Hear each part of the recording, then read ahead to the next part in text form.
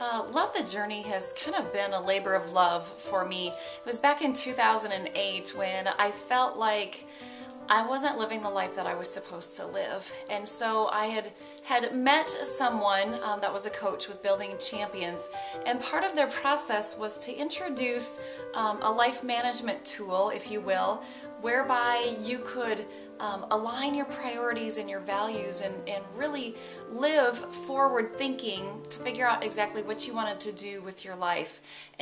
So as a result of what I've been doing for the past 4 or 5 years, I put together the plan or the process so that I'm able to teach it to other women. I think I went from maybe being a guilty mom living a guilty life to living a joyful life of purpose and intentionality that I never had before. Once I got there, it was actually a totally different experience than I thought, because I am the planner, and a lot of the things that I thought were going to happen did, but it actually took me and fulfilled me in so many other ways. And I think the biggest piece for me was really that living piece. I could sum it up by saying enlightening. It was very enlightening. I discovered some things about myself that I didn't realize. For me, it was an emotional roller coaster. I thought I was prepared for what I was going to be expecting on Saturday.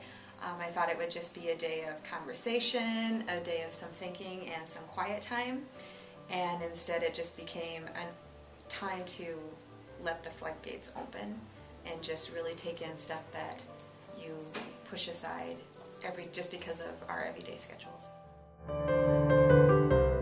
think the biggest thing that I took away from the retreat was coming up with a theme and reaching beyond the tactical pieces of it and more strategically, how do I want to live my life? And not always necessarily how to get the things that are important to me, but how do I feel when I get them, and what else is out there for me. My favorite scenario that you showed us was the rocks, and how we put so many things into the bowl that there just is there's no time left.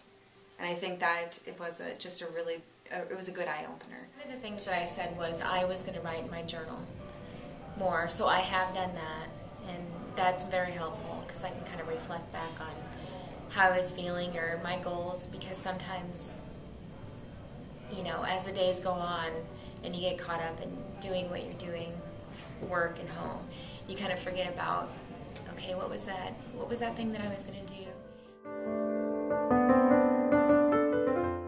You know, this is really going to be a great day.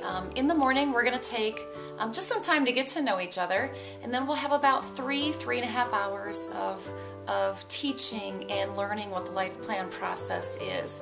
And then we'll break for a quick lunch, and then after that, there's plenty of room to spread out. You can find your own place and really take the process that we spoke about in the morning and apply it to your own life. And that's just basically a time of reflection.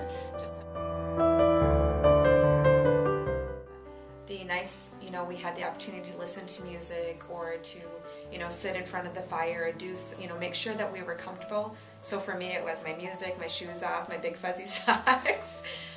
But you need to put yourself into that place where you can be, where you can really be honest with yourself, because that's the best way to take the most out of it. I found when I sat down, putting the list together and the goals and where I am today and where I want to be, that was very easy for me, because I've done most of that in every facet of the different phases of my life, whether it's my friends, my family, my career.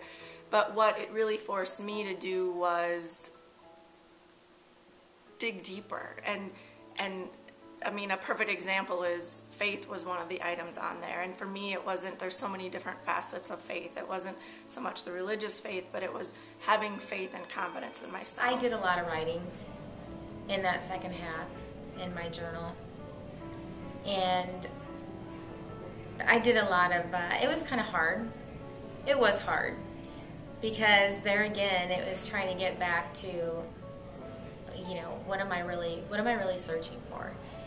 what do I really want? Because And the best part about it is that there will be no men and no children. You can completely unplug from the world and just sit down and be able to spend a little bit of me time just focusing on yourself and bringing some clarity to what you really want. I would encourage anyone at any phase of their life that this is an incredible opportunity to have a better vision of who you are and dig deep inside to see, how else can you live your life and what else is out there. And like I said, it really gives you perspective, and you can come into it in many different facets and still walk away with a lot. It's definitely worth it. It's worth it to go. And if nothing else, you meet some great people. But I think I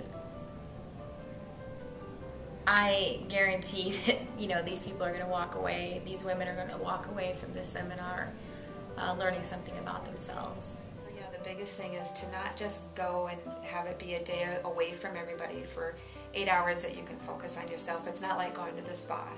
Then this is a commitment, and if you don't commit to it, you're not going to get out of it what you should.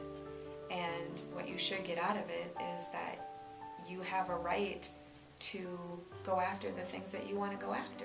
What I would say to a woman just thinking about coming to this retreat would be just come with an open heart and come ready to do some exploring of yourself and really taking the time to look inward and just figuring out what your best life looks like, and then designing the life that you want.